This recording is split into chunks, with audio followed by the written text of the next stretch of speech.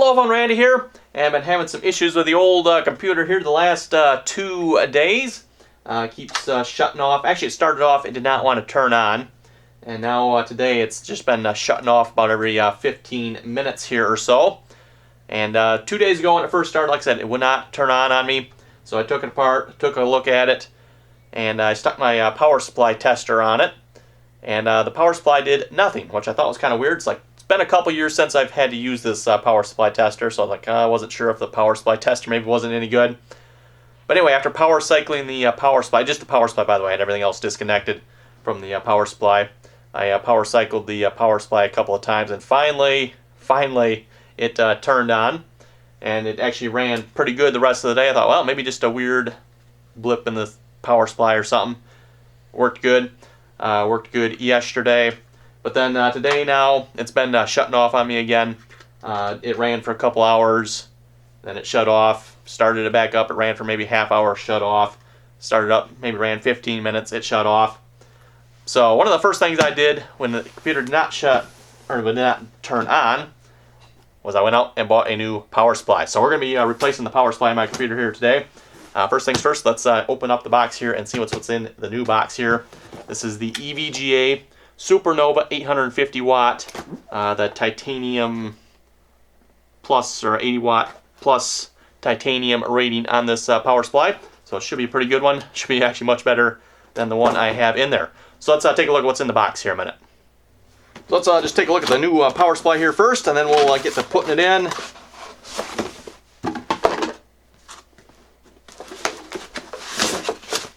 Wow, it comes wrapped in everything. Instruction manual, I'm assuming.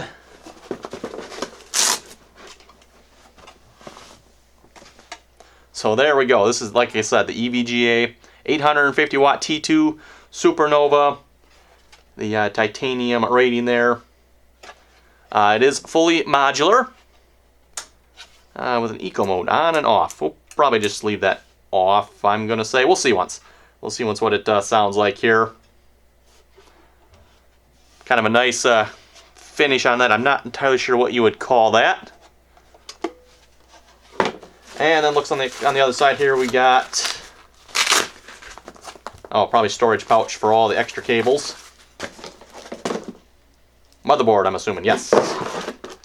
Main power cord, and then a whole bunch of other connections. Looks like it's some Velcro strips here. So yes, this should be all the connections we'll ever need here. And if not, it looks like it uses the same connections my current power supply does. So I'm not even sure we'll replace some of the wires. We'll see once. I probably will, just because I'm assuming these will probably be nicer wires. We'll see once. But anyway, let's crack open the computer here and start replacing it. Okay, we'll get the cover off here. And I'll probably have to take the cover off the other side too, just so I can get to all the power cables.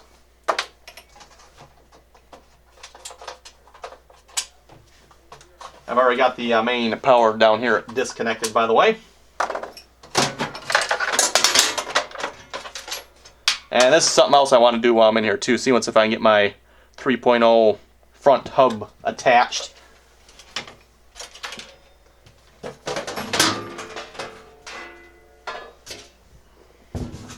Okay, so there's the old power supply.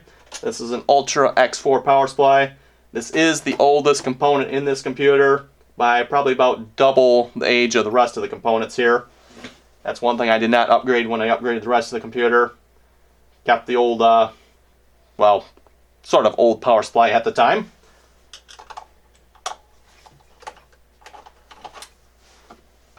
So just 4 screws here on the power supply.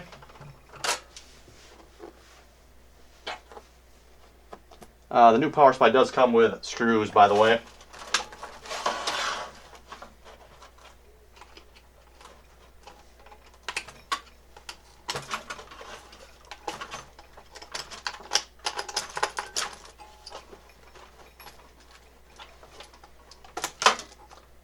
Okay, there we go. There's the old one. This apparently claims 80 plus rating as well. Interesting. I did not actually know that. I'll have to say it has served me well for the last, I don't know how actually, to be honest, old it is. I don't know that they have a date on them or not. This one's 850 watt too, by the way, for those of you wondering. Oh, limited lifetime warranty. It's probably if you turn in the slip for it, which I have my doubts if I did.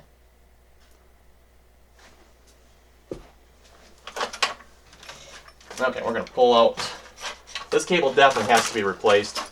And I actually kind of like these this style cable over this style, but whatever. The new power supply has different connections, so we can't use that one for sure.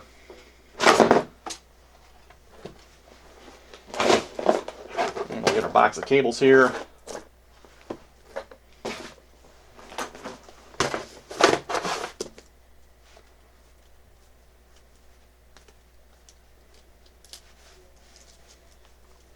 So yeah, we're going from this cable to this monster cable. Okay, so motherboard. I don't know why they have two connections, but they've got two connections on there. Okay, so let me, I'll take a minute here, pull this wiring out, and then we'll get the new wiring put in. It's going to take me a couple minutes here. Like I said, the DVD drives, hard drives, graphics card. Graphics card has two 6 pins in it. Kind of surprised at that when I got the card. It's like only two 6 pins. Interesting. And some other miscellaneous connections on here. Of course, the upper motherboard connection as well. I'll get that all out, and we'll work on getting the new one in. Okay, everyone, spent the last maybe 20 minutes here or so rerunning or taking out all the old cables and running all the new ones. I did run into one slight issue, which I guess I threw it away already, or threw it over there already. The new power supply here, compared to the old one, has Molex connectors here in the back, and that's where a bunch of the fan connections went. This one does not have any Molex connectors, so I went ahead and had to get a bunch of these things out so I could connect all my fans up. Shouldn't be an issue, just got a bunch of those hanging out behind the tray here. So I think we're ready to put this in here. Let's actually probably connect everything up here. This is the 8-pin for the top of the motherboard there. Not quite long enough to reach all the way to the top, so I still have the extension cable yet. It's like so close, but so now it's like really long. So this goes CPU 1.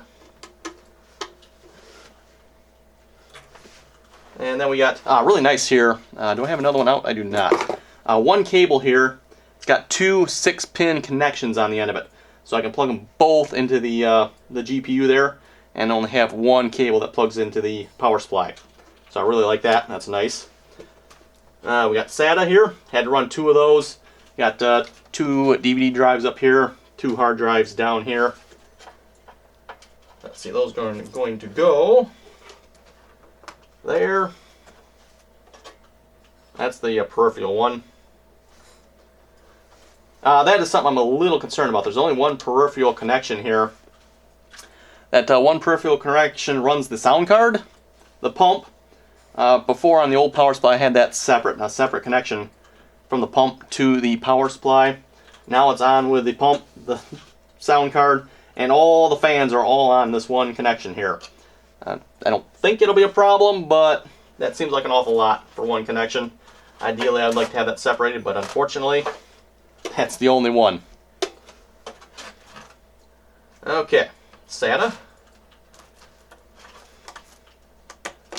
And then we have the motherboard cable, which is kind of hiding in the back there. I'll have to put that one on once I get this in here.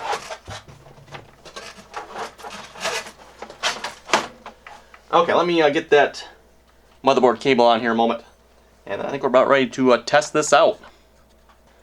Okay, just to show you folks the other side of the computer here, not the pretty so looking wiring here.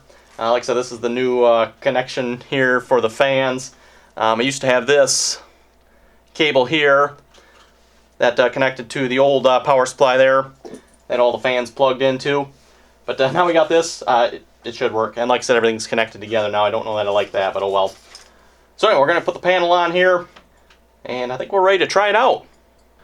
Okay, there we go. Back panel is on, and one thing I did as well, I installed the front 3.0 ports.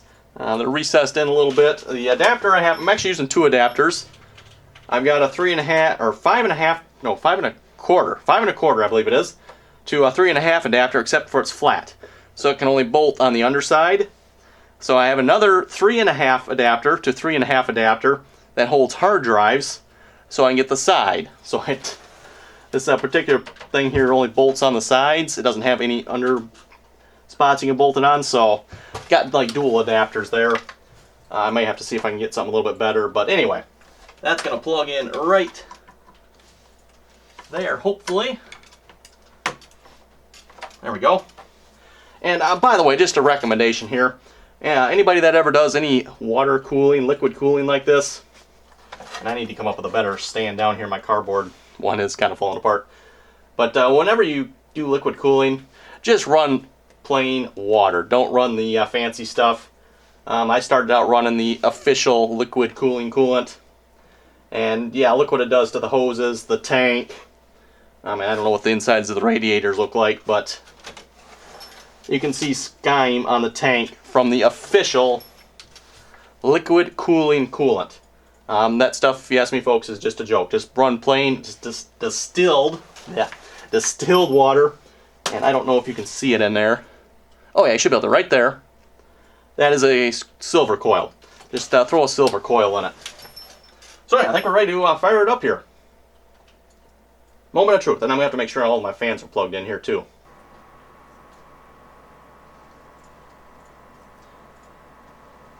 Looks like all the fans are running. I still have one connection here for the side fan yet, so that's what that one there is for.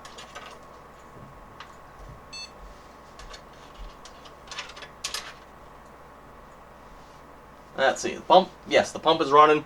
The way I always tell the pump is running, by the way, I don't have anything in the loop here that you can actually see it with. If you look at the front of the tank, you can see the water moving.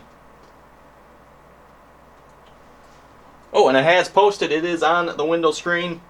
The only thing I would like to do is see if I can prop this pump up a little better. I may have to get like a zip tie or something to hold that in there.